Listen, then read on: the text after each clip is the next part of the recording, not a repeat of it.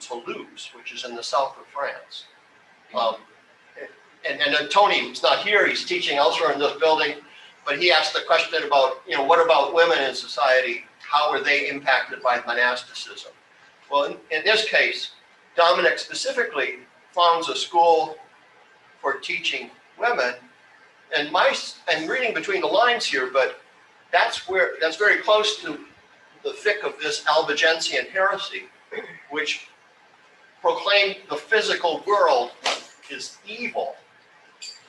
And therefore, if you bear a child, you're bringing an evil body into this world and capturing a pure soul in an evil body. What a horrible thing, what a horrible misconception of what Scripture teaches. And so, it was a responsibility that women should know that their bodies and bringing to birth is not an evil thing. But as the creeds have it, I believe, or we believe, in God the Father, creator of heaven and earth. That's the very first sentence in the Apostles' Creed is being denied by these heresies, the Albigensian heresy in particular, the Gnosticism there.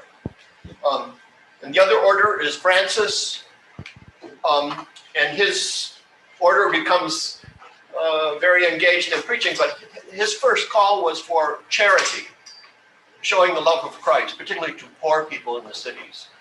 And so the Franciscans were committed to living a simple life of poverty so that they could give to the others.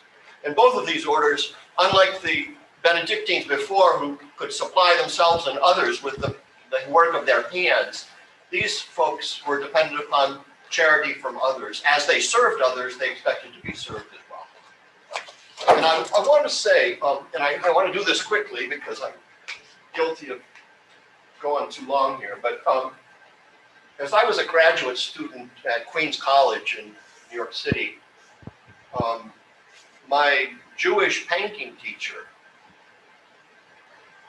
said to us graduate painters, said, and I want to jump ahead here, this is Francis, who's from Assisi and had a profound immediate influence throughout Italy.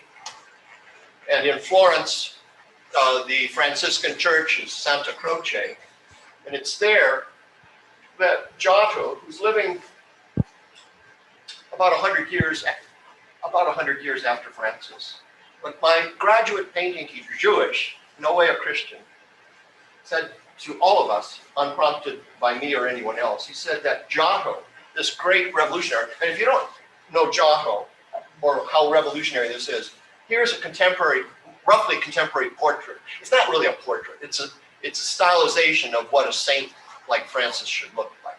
And it's accurate to the fact that he was wearing a simple broadcloth, he didn't have a fancy dress. They wore something close to burlap because that's what peasants did.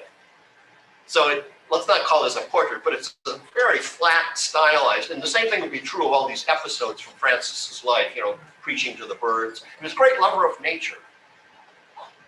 And Kellen was mentioning hymns that we had from one of the Cistercians that we looked at, Bernard of Clairvaux. One of our hymns by Francis is "All Creatures of Our God and King." You might think, oh, of course the world was made by God. But in this time period, nature was considered oftentimes evil. Stories like Little Red Riding Hood, going through the forest is where you encounter the wolf. And that's how the forest was regarded, a place where evil lurks around every corner.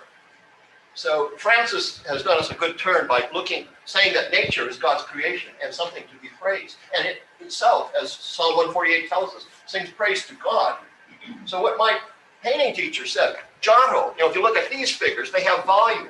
Light and shadow is observed. It's not entirely accurate, but they're even observing that things get foreshortened when they go back in space. Now, from the perspective of the Renaissance, 100 years later, some clumsiness to his perspective. Is not perfect. But Francis is recognizing and responding to Giotto is responding to the physical world. And what my painting teacher, Eli Friedenson, said Giotto would not be possible if Francis did not point us to nature as God's creation. So here, the beginnings of the revolution in painting that's going to occur in the Renaissance is really attributed to the spiritual insight of St. Francis. And I know there's a lot of scientists here, so I'm going to be easily corrected here if I overstate the case, but not being a scientist myself, I'm well aware that Francis had a similar influence upon the scientific method, the so-called scientific method. And I have, as a point of contact here, Roger Bacon was a Franciscan, an Englishman, who I think is credited with the beginnings of the empirical scientific method. Because again, Francis said nature is important, because it's God's creation. And so Francis is the inspiration behind a Franciscan such as Roger Bacon, who was trained at Oxford and taught at the University of Paris, as well as at the University at Oxford. And both of these universities are sort of newfound fruit of the work of the Dominicans and the Franciscans. These universities are rising because there are scholars from both of these traditions able to teach. And in fact, that the world is something to be studied is again attributed to this kind of godly understanding. And I want to say just one more thing. So as cities grow and these two mendicant orders grow with them, there seems to be this recognition that we're ministering to the city, not in competition. It's not like the Dominicans and the Franciscans were in competition with each other. They were complementing one another. So that Florence is typical of what happens in Italy in this time period. As these cities grow, usually the cathedral is in the center of the city, and there we see the cathedral is in the center of the city. On the west side of town is the Dominican church, Santa Maria Novella. On the east side of town is the Franciscan church, Santa Croce, the church that Giotto's frescoes are, that we just looked at. So, and this becomes the norm. You can almost go to any Italian city from this time period, and most of them do go back to this time period. And if you look for the Dominican church, it's going to be on the opposite time as the Franciscan church. So they recognize that collectively, we're going to meet the needs of the people where they are. And as you can imagine, they had profound influence. Here's and this is in your PowerPoint if you've got it from the flock notes, so you can see these churches. So we're going to move on now to think about the flowering of theology, and we'll be looking in particular at three scholastics, Thomas Aquinas being one of them, but Anselm and Abelard before them. So let me get this in the correct view, full screen, and we will proceed. The first of these scholastics that we look at is Anselm. And you should know, at least I will tell you, Anselm is a Frenchman who became the abbot in charge of a Benedictine monastery in Bec, or Bec Abbey, as it's referred to, right here in northern France. But eventually he became the Archbishop of Canterbury. And so we've seen, the church is universal, but still this transition from France to England is affected because of eventually the Norman conquest. William the Conqueror becomes the King of England as well as the Duke of Normandy. So just to give a little background on how this was accomplished, I want to take you on an excursion through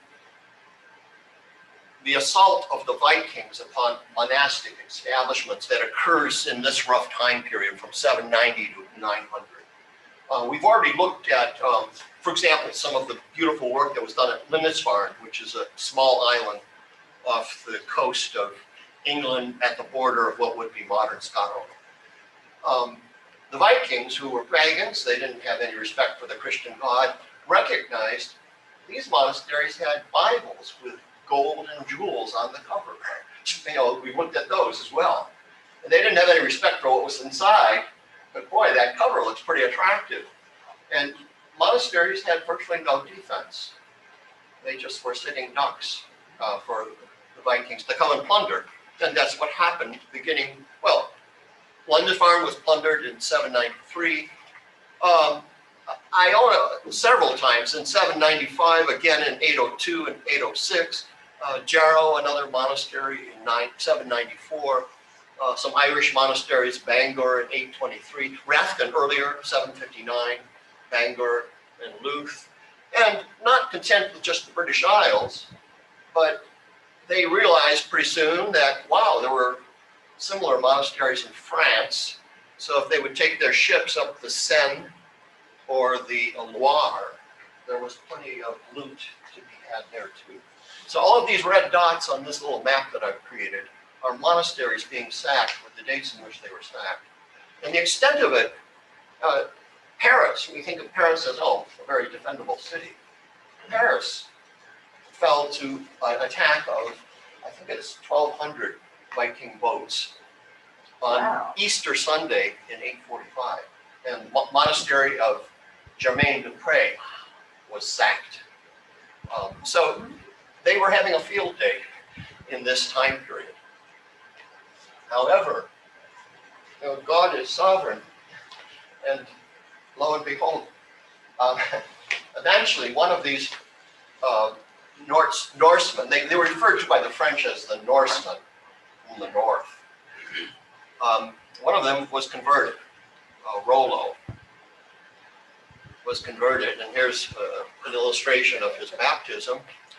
He was given, with the reassurance that this plundering of monasteries was going to stop, he was given control of land which subsequently has become known as Normandy, or the land given to the men from the north.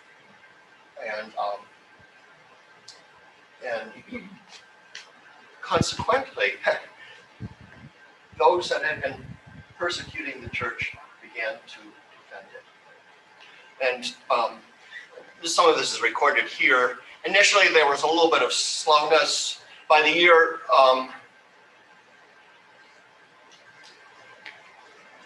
the new Norman nobility began to found religious institutions in much greater numbers during the 11th century. There were only 6 abbeys that were restored by the year 1000. But by the year 1100, there were 40.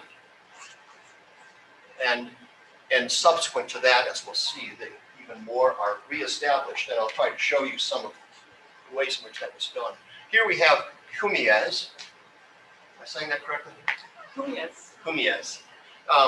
This is on the River Seine, just a little bit north of Rouen. So it's maybe a day's journey by Viking ship to Paris, further east. It was sacked. Do I have the date here? In 841. It was sacked by the Vikings. And at that time, this church was there. This monastic church was there. It was a center of learning. If you had books, you were a center of learning. And after the conversion of these Norsemen, these Vikings, subsequently, this huge second church was built to sort of make amends for the damage done earlier. This one was restored as well, but it's a larger church. It's not like we're just going to be content to get it back to what it was, but we want to make it better still because we recognize the error of our ways. Here is a detail of that older church, which has been somewhat restored as well. Obviously, it hasn't regained its roots. And the same thing is, but this is the larger Notre Dame at Cumies, built roughly from 1066 until 1120. And these are by the father and grandfather of William Conway. And you can see the scale of this thing. This is a human being here. This is actually me. Puny me, admiring this enormous and beautiful Abbey Church. And we're coming now to William the Conqueror. It was his understanding that legally he was the heir to the English crown by one of his parents. When that didn't happen, he determined he would go across the channel and defeat the Saxon king, who was Harold, I guess was his name. And so in 1066, at the Battle of Hastings, William the Duke, he was the Norman Duke of Normandy, became the King of England because Harold was defeated. And he didn't, well, even before that happened, before that happened, he had married his cousin, Matilda of Flanders. And that was a no-no in the eyes of the church. And so, as penance, he was told by the Pope that he could be forgiven, but the deeds of penance that he needed to do was to establish 2 monasteries, one for men and one for women. He chose to do it in Caen, which is on the northern, it's on the North Sea. It's sort of like a port town. Rouen was traditionally the more capital of that area, but he wanted, as the future King of England, or the King of England by this time, he wanted Caen to become a trading port to facilitate transport between England and France and northern France. So he decided to build his 2 monastic structures in Caen. Saint Etienne, which may not be obvious for those of us that are French speakers, that's Saint Stephen, if you would know, the one who was martyred early in the Book of Acts. But this was dedicated to men, and you can see how big this thing is. Again, here's a human figure. Look at how massive this thing is. And the inside, wrong way. The inside is no different. It's massive. And Charlotte and I had the privilege of seeing this a couple of years ago. Its counterpart, about a kilometer further east in the city of Caen, is Sainte Trinité, which was the monastery for women. And it's smaller, less massive, and a little more decorated. The tympanum has some sculpture. And the inside is similarly smaller, but it still pretends to be 3 stories. This is kind of a faux pas triforium. It's a real thing in the larger one. But in any case, these are surprising and puzzling. You know, the Vikings have no history of Christianity prior to the conversion of Rollo, nor do they have any tradition of stone building. So how in the world did these guys come up with the know-how to build these enormous stone structures, including, you know, almost immediately after William the Conqueror conquered England, he began this vast building program of building all of the cathedrals bigger, because he wanted to show himself not just to be the King of England, who was looking out for their religious interests. He wanted to project himself, the scholars say, as a Christian emperor in the tradition of Constantine and Charlemagne, one whose pagan roots led to a conversion which made them to be the protector of Christianity. And that's how he envisioned himself. So almost immediately, he's rebuilding cathedrals larger than they were and larger than they needed to be, except to show he is a Christian emperor.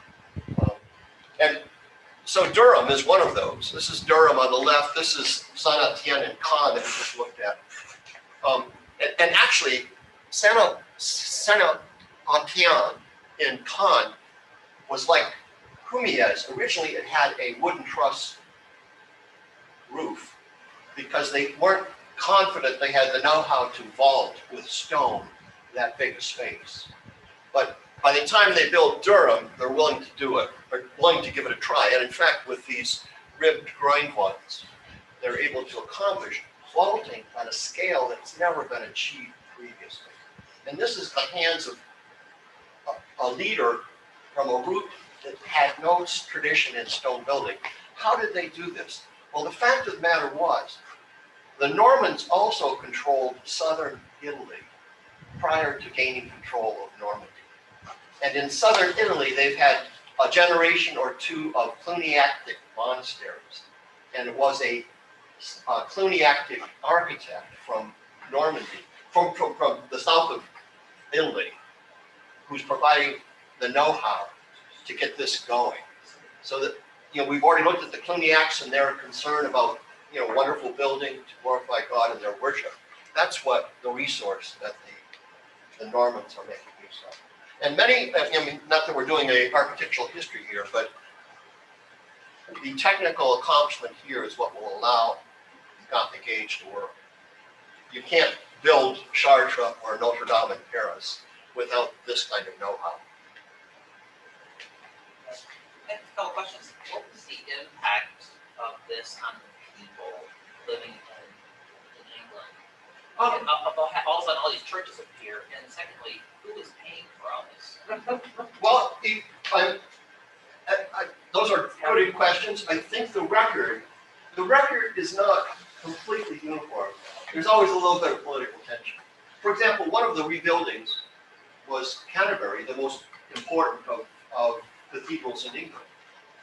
There was a fire in the building shortly after the Norman Conquest, and it was rebuilt by William the Conqueror's largesse.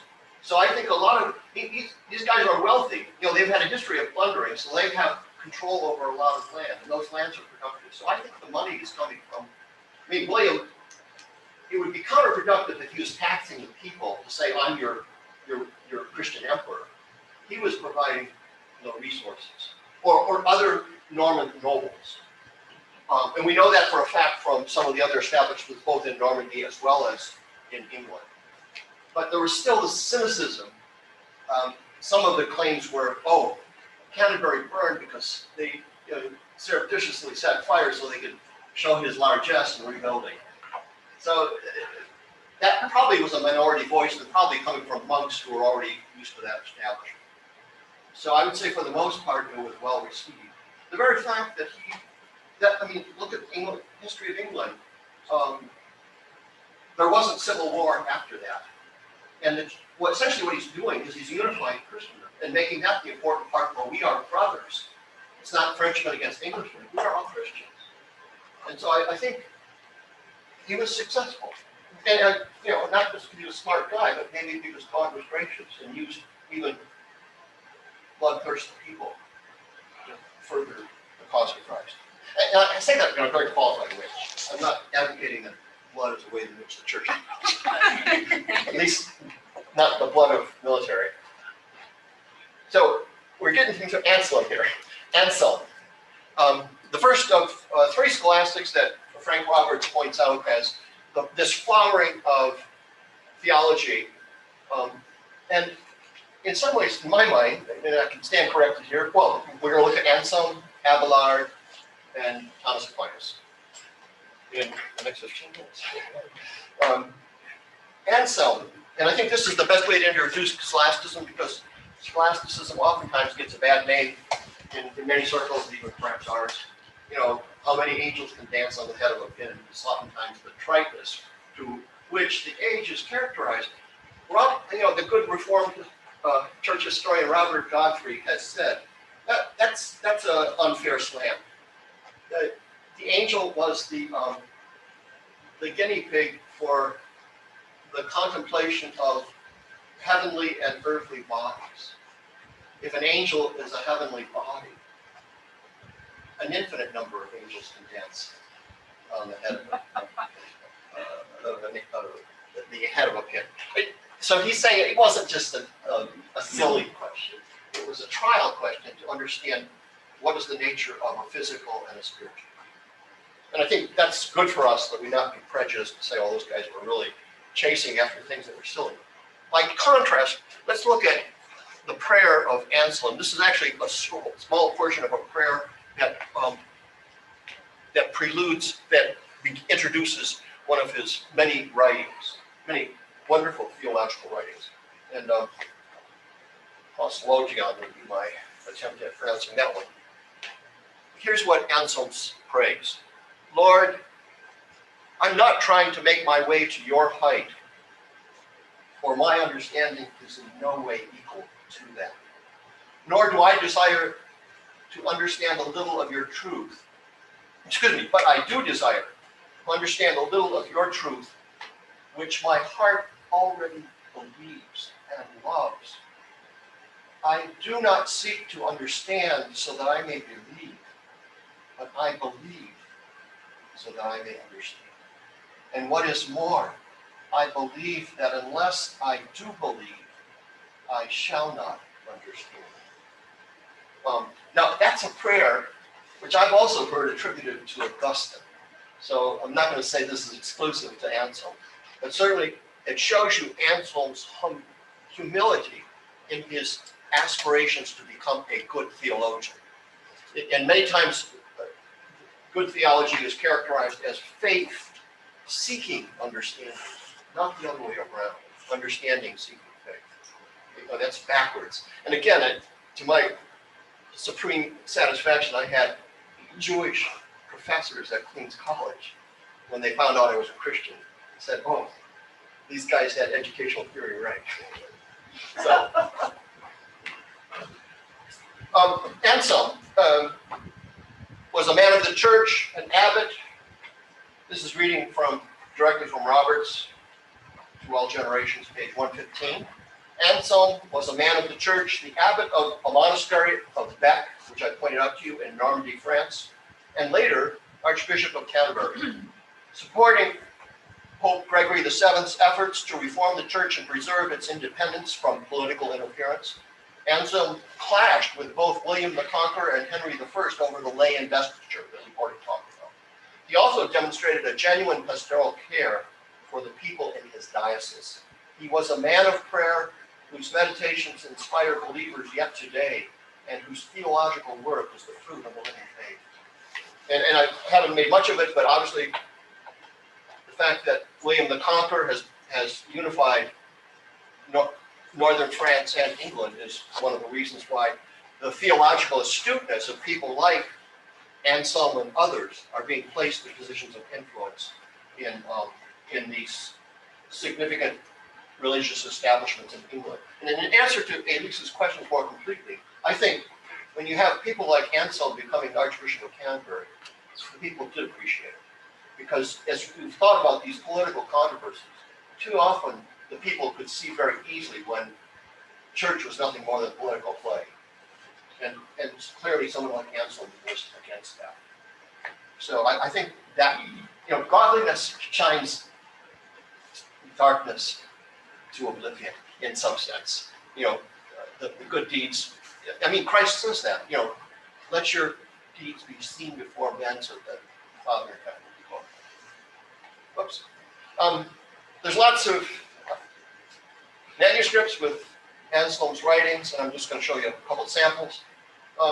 Interesting in my research, it's like digitalization.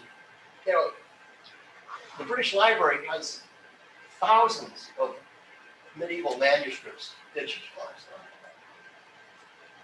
When I started my career as a teacher, that would not have been possible. It's amazing. So I put the references here. If you guys want to look at this with more detail yourself, you can go after it by going online. But one of the things that we see from the illustrations, I can't read Latin, but the pictures are so fun. And the pictures show that one of the efforts here of the scholastics was to get a systematic understanding of what the Christian faith means. The Bible is truth, but it's not organized in a systematic way necessarily, and it's dependent to some extent the good minds that God has given to theologians who study the scriptures. And so, and again, this is in a time period where most people don't read, and most people, if they did read, couldn't afford to have a book, much less a Bible. So here we have a schematic illustration of the Christian faith, with the importance of the atonement. I hope I haven't skipped past that. Here's another of these manuscripts showing the Christian virtues. Understand that the Christian Reformed Church, the pastor there, what's his name? Anthony Anthony Salvaggio. Salvaggio is preaching through the seven deadly sins right now. Well, people like Anselm are the one that clued us into what the seven virtues and seven sins are based upon scriptures. And wanted to systematize those so that people could be warned against ungodly living, but also a diagram for the liberal arts.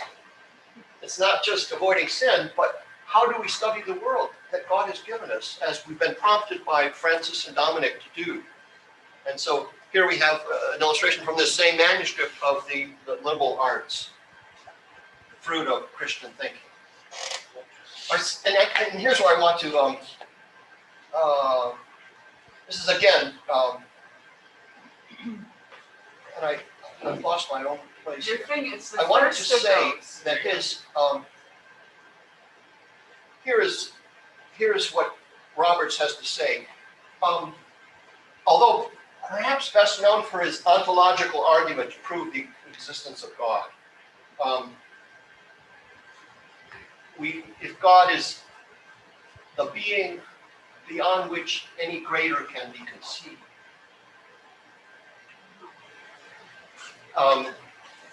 then that God, if he's conceivable in our minds, if he weren't existing in reality, that would be the greatest being that we can conceive of. So that's an ontological proof of God, which you can, is that good or not? At least one 20th century theologian said, he's purged us from any thought of trying to prove God from the material world. This theologian who argues against that, who admires Anselm, he said that trying to prove God from empirical evidence is like trying to support Mount Olympus with pegs and ropes. And Anselm avoids that temptation. He concedes of it. Now, is that a good proof or not?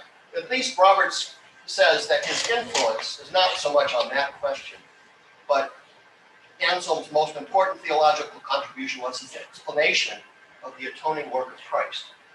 Cur Deus Homo, Why the God-Man, is the book which develops what has become the dominant theory of the atonement in the West. God couldn't simply forgive sin.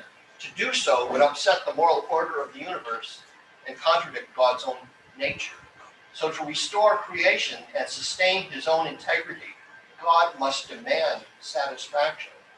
Since humankind sinned, a human being must give this satisfaction. Yet what human being can offer God anything over and above what is already owed him? God's solution to this dilemma was to become incarnate in Jesus Christ, a person who both shared our humanity and was infinite, therefore able to offer satisfaction to God. In our worship this morning, we sang in the third stanza of He Will Hold Me Fast. For my life he bled and died, Christ will hold me fast. Justice has been satisfied. That's quoting scripture, but it's also quoting scripture as Anselm made it clear to us. The next one, we looked at these. The next one we'll try to keep a little quicker as necessity, but also preference on my part. Peter Abelard was also a Frenchman, and he lived 2 generations after Anselm. He was abrasive and often arrogant. Abelard was a brilliant teacher who, both because of his personality and because of his often heretical ideas, attracted many controversies. When already a middle-aged established teacher, Abelard fell in love with Heloise, one of his private students, half his age. She willingly, even joyfully submitted to him and bore him a son. Her doting uncle, Fulbert, angrily demanded marriage. But when word of the secret ceremony spread, endangering Abelard's teaching career, both he and Heloise denied a marriage had taken place. Now, enraged, Fulbert hired thugs who castrated Abelard. After this tragedy, Heloise became a nun and Abelard a monk. Some find a connection between this celebrated romance and Abelard's theory of ethics. He taught that good and evil depend on the motivation or intention of the doer, rather than the concrete character of the acts themselves. That is, if someone acts out of love, as Abelard felt he had done in his affair with Eloise, then even seemingly evil actions need not necessarily be condemned. At first glance, this view seems to have merit, writes Mr. Roberts, but very quickly says, after all, Christianity has consistently held that motive is important. Good works done for bad reasons are not good at all. But Abelard is too extreme. He makes the same mistake as followers of the modern situation ethics make. He sharply separates intention and action, failing to recognize that ideally good intentions always produce good actions. And he had his opponents, namely, and another concerns, I'll let you read this at your leisure if you've got the PowerPoint on your computer. He also wrote, his theological treatise that was most influential was Yes and No. What he did was he just set writings from the fathers that are apparently contradictory alongside of each other with no attempt at harmonizing. So it seems to suggest that, theologians don't have a handle on the truth anyway, to some extent. Because of all of this, he was strongly opposed by Bernard of Clairvaux. And in 1140, Bernard was successful in having him condemned on several accounts. Abelard submitted to the church and was reconciled to Bernard, but he died a broken man in an isolated monastery 2 years after that condemnation. The last of these is Thomas Aquinas. And he was a Dominican. And again, I'll read Roberts for sufficiency and clarity. The greatest scholastic of this period was Thomas Aquinas, born of a noble Italian family and a member of the Dominican order. Thomas taught at the University of Paris, the contemporary intellectual center of Europe. Surely one of the greatest theologians in Christian history, his thought has been compared to a Gothic cathedral, encompassing all aspects of reality, earthly and heavenly, in a form both beautiful and symmetrical. His greatest achievement, the Summa Theologica, is an encyclopedic work which uses ideas and methods of Aristotle to explain the major themes of the Christian faith. This theology became the established one of the Roman Catholic Church and remains so, at least officially, to the present. And he gave justification to penance and even eventually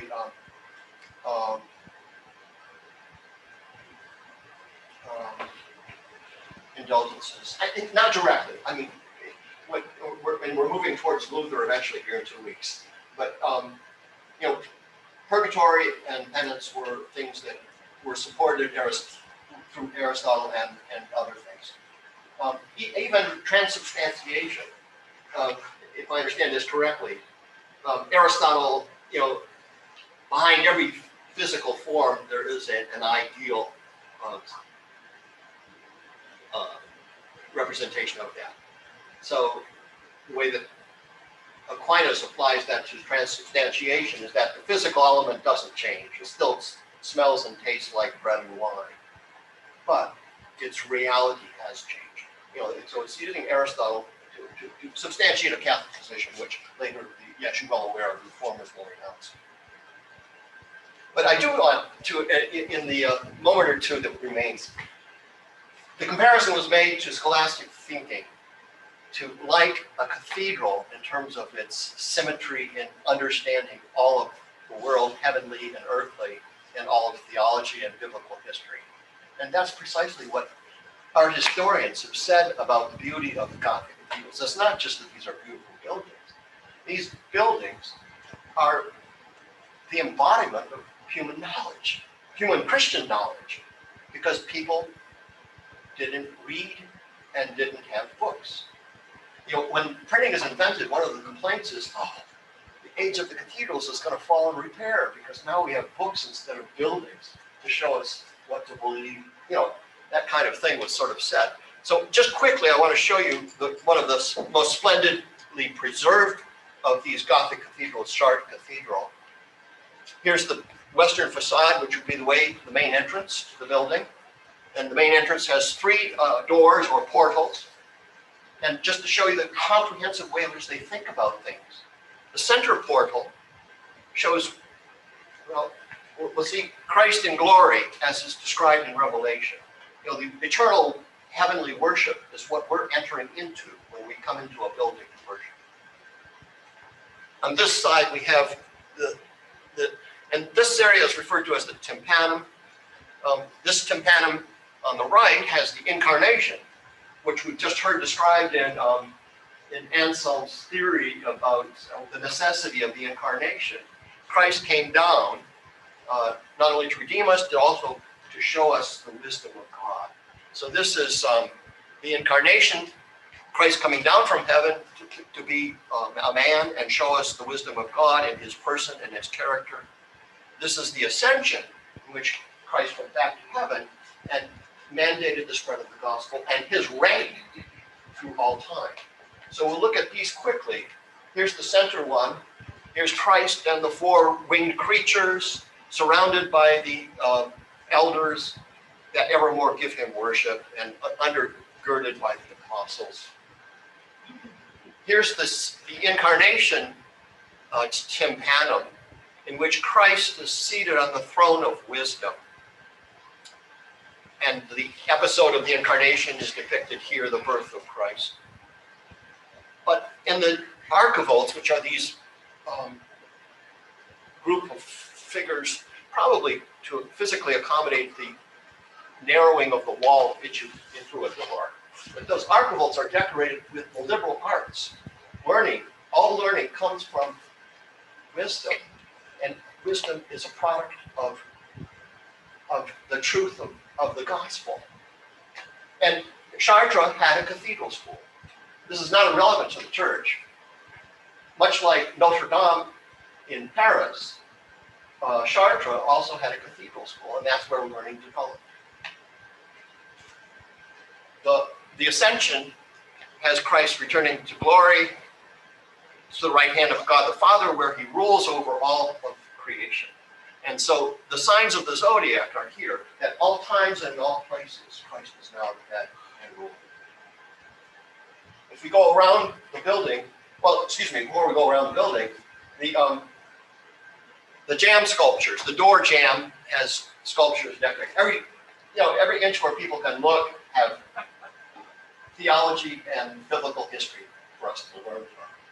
So these jamb sculptures show the Old Testament kings and queens who anticipated the coming of Christ.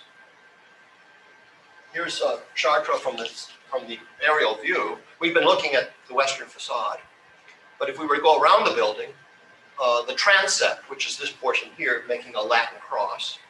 The transept also has three portals, and the same thing would be true on the north, though I don't have a picture of that at the moment. I do have some of the sculpture on the north, one of the north portals. The north side of the building, because it never saw the direct light of the sun, is thought to be the Old Testament side of the building. All of these people looked forward to the coming of Christ, but they didn't see it the way that the New Testament, when Christ came, all that was promised has now been fulfilled. So on the north side, we find figures like Melchizedek, Abraham, Moses, Aaron, and David, all of whom in some way anticipate Christ fulfilling what they foreshadow. And in the shadow is in some sense being, the Hebrews talked about that, and they took that literally and incorporated it into their building program. On the south side, where the light strikes all the time, that's the light of the gospel. And so there we see the age of Christ and the church represented. And we're going to look quickly at a couple of details here, and then we'll call it a close. But one of those three portals is the porch of the confessors, those who properly understood and confessed the truth of the gospel. And here we have Ambrose, who we've already studied, Jerome, who translated the Latin Bible, Gregory, one of the popes, and others, Theodore, Stephen, who again professed with his life and preached a sermon that's recorded in Acts, Clement of Rome, another pope, and Lawrence, another deacon, who sacrificed his life for the good of the gospel. In the center one, we have Christ in what's referred to as the trumo, the supporting member between the two doors that lead us into the church in this place. At this time, as I've mentioned, the Albigensian heresy is prominent in the south of France. The Albigensians believe that the physical world is evil. Christ only sort of looked like a man, but because God could not become evil, Christ's humanity is denied.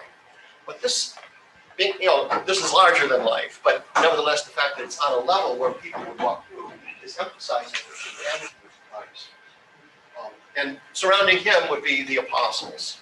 So here we see Jude, Philip, Thomas, Andrew, and Peter. Many times these are identified by various iconographic symbols. Peter's keys are the obvious clue here. But both Peter and Andrew were martyred with a cross. These guys were put to death by swords, so they hold swords. And Jude wrote one of the books in the New Testament, so he owns a book. So that's, one of the ways in which scholastic thinking enabled people in this time period to understand the truth of Scripture and the truth of the world. As we mentioned, Francis Bacon and also Giotto, art and science in the revolutionary way in which they developed in this time period are largely the responsibility of the truth of the gospel. Our time is up, but I'd like to close as we have with a prayer. So if you could stand with me, we'll be dismissed.